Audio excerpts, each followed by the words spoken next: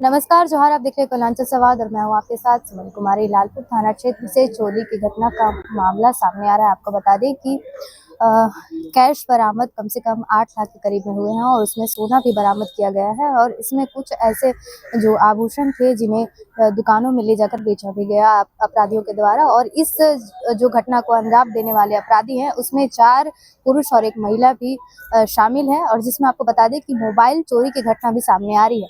वहीं आपको बता दें कि सिटी डीएसपी केवी रमन ने भी जो है वो बयान दिया है और उन्होंने क्या कुछ कहा है, देखिए पूरी रिपोर्ट। करीब 50 से 60 लाख रुपए कीमत के गहने की चोरी हुई है।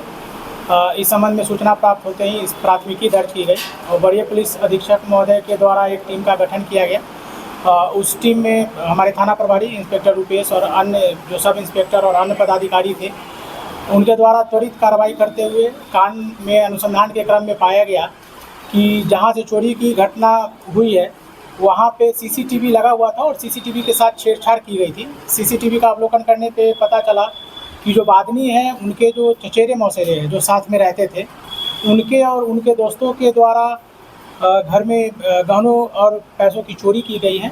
उन गहने को 2 जगह बेचा गया है और उस पैसे से एक कार की खरीदी की गई है। अनुसंधान के क्रम में जो 2 व्यक्ति हैं, एक जो वादनी के चचेरे मौसेरा जो देवर हैं जो साथ में रहते थे, नाम हर्ष आयुष है, और दूसरा उसका जो फ्रेंड है सिद्धांत सुमन, उसकी महिला मित्र और एक दुकानदार जो सोने की खरीदी की है। इन चारों की गिरफ्तारी हुई है। अनुसंधान के क्रम में नगद इन लोगों के पास से 5,40,000 रुपया, जो 7 लाख पैसे से एक second hand Mahindra XUV 500 car की खरीदी हुई थी उसकी बरामदगी हुई है। 4 मोबाइल फ़ोन और करीब 8 लाख के गहनों की बरामदगी हुई है। इसमें गहने जो चोरी किए गए थे उसको 2 दुकानों में बेचा गया है खो करके। एक दुकानदार की गिरफ्तारी हो गई है और दूसरे दुकानदार का शिनाख्त कर लिया गया है और उसके विरुद्ध छापामारी की जा रही है। जल्द ही उसकी भी गिरफ्तारी होगी। सर, तो जो चोरी हुआ था वो लोग कोई क्रिमिनल हैक किए थे या वो मिलकर ही किए थे? उनके जो रिश्ते, देखिए, उनके जो घर में रिश्तेदार थे उन्हीं के द्वारा इसकी साजिश रची गई थी। उनको पता था कि घर में गहने कहाँ पे हैं और चाबी उन्हीं के पास थी, तो उनके द्वारा अपने सहयोगियों के साथ जो 2 और अन्य व्यक्ति हैं, एक पुरुष और एक महिला, उनके साथ मिलकर इसको अंजाम दिया गया था। कोई अपराधी की नहीं, अभी तक जो अनुसंधान के क्रम में तथ्य आए हैं, अभी तक इन चारों में से किसी के विरुद्ध कोई कांड दर्ज नहीं पाया गया है। महिला कर्मी का क्या इसमें? महिला जो है वो गहने बेचवाने के लाइजनी का काम की थी और जो गहने बेचने के बाद जो पैसे मिले थे उसमें से 1.5 लाख वो अपने हिस्से के रूप में लिए थे। एक दुकानदार की गिरफ्तारी हो गई है।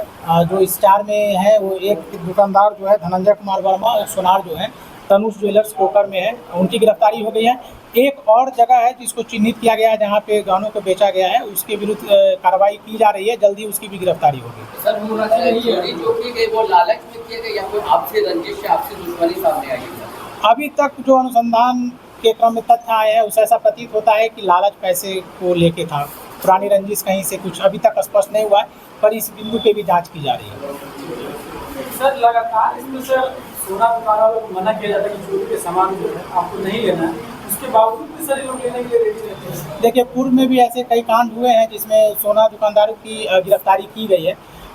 समय समय पे सभी थाना प्रभारियों द्वारा उनको निर्देशित किया गया है और उनको आदेशित किया गया है कि एक रजिस्टर को मेंटेन करना है, जिसमें अगर वो नगद देकर अगर गहने खरीद रहे हैं तो उसमें जो बेचने वाले हैं, पहला उनके साथ ये होना चाहिए कि जो कागज़ है, संबंधित दस्तावेज हैं अगर गहने का तो उसको रखें, या जो बेचने आ रहा है उसका कोई वैलिड पहचान पत्र हो। अब इस संबंध में पुनः एक विशेष अभियान चला जाएगा और अगर ऐसे कोई दुकानदार हैं जिनके द्वारा इसको फॉलो नहीं किया जा रहा है तो उनके विरुद्ध उचित कार्रवाई हेतु अनुशंसा की जाएगी। एक सूचना प्राप्त हुई थी कि एक नाबालिग बच्ची जो है उम्र करीब 17 वर्ष, वो अपने घर से गायब है, उसका कुछ पता नहीं चल रहा था। इस संबंध में प्राथमिकी दर्ज की गई और वरीय पुलिस अधीक्षक महोदय के निर्देशानुसार एक टीम का गठन किया गया, जिसको हमारे थाना प्रभारी रुपेश जो है वो लीड कर रहे थे। सीसीटीवी फुटेज का अवलोकन करते हुए और अनुसंधान के क्रम में यह पाया गया कि बच्ची यहाँ से जो है कहीं बाहर चली गई है। खोजबीन के क्रम में पता चला कि वो पटना में है, तो एक टीम को भेज के स्पेशल बच्ची की बरामदगी पटना रेलवे स्टेशन से की गई है। पूछताछ के क्रम में ऐसा पता चला है कि बच्ची जो है उसके माँ के द्वारा उसके साथ पिटाई की गई थी। इसी आवेश में आके वो घर से चली गई थी। बच्ची को सकुशल बरामद कर लिया गया है और उनके माता पिता को उनको सौंप दिया गया है। किसी परिजन के पास नहीं पड़ना कि मतलब कहीं दूसरे जगह? अभी तक जो तथ्य सामने आए हैं वहाँ पे उनके कोई परिजन नहीं थे। वो गुस्सा में वहाँ चली गई थी, काम वगैरह की तलाश कर रही थी, लेकिन पुलिस के द्वारा उसको सकुशल बरामद करके वापस ले आए।